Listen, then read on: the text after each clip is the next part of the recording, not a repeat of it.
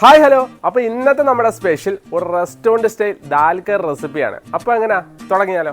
അപ്പോൾ first step നമ്മൾ ഉരുളി കത്തിക്കുക. അതിലേക്ക് നല്ല നാടൻ വെളിച്ചെണ്ണ ഒഴിച്ച് വെളിച്ചെണ്ണ ഒന്ന് ചൂടായതിനു ശേഷം അതിലേക്ക് നമുക്ക് ചെറിയ ജീരകം ഇട്ട് നന്നായി ഇളക്കുക. ജീരകം ഒരു പകുതി മൂത്ത് വരുമ്പോഴത്തേക്കും അതിലേക്ക് നമ്മൾ ക്രഷ് ചെയ്ത് വെച്ച നല്ല ഗാർലിക് ഇട്ട് നന്നായി ഇളക്കുക. ഗാർലിക് നന്നായി ഒന്ന് വാടി വന്ന് അതിൻ്റെ കളർ ഒന്ന് ചേഞ്ച് ആകുമ്പോഴത്തേക്കും നമുക്ക് പച്ചമുളക് രണ്ടായി കീറിയത് ഇതിലേക്ക് ഇട്ട് കൊടുക്കാം.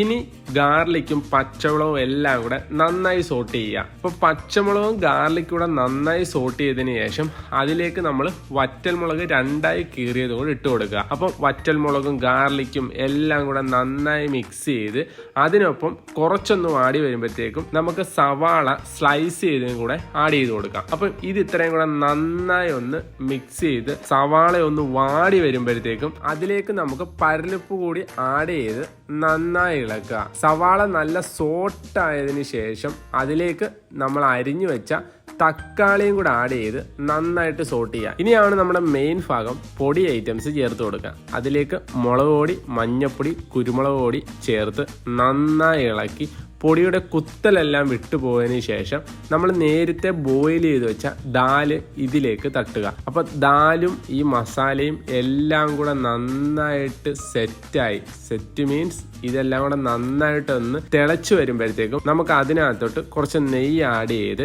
പരുവത്തിന് ഉപ്പും നോക്കി കുറച്ച് മല്ലിയിലയും കൂടി ഇട്ട് കഴിഞ്ഞാൽ നമ്മുടെ ദാൽ കറി ഫിനിഷാണ്. അപ്പോൾ ട്രൈ ചെയ്ത് നോക്കുക. നിങ്ങളുടെ അഭിപ്രായങ്ങളും എക്സ്പീരിയൻസും ഒക്കെ തീർച്ചയായിട്ടും ഷെയർ ചെയ്യുക. അപ്പോൾ സീ യു സൂൺ.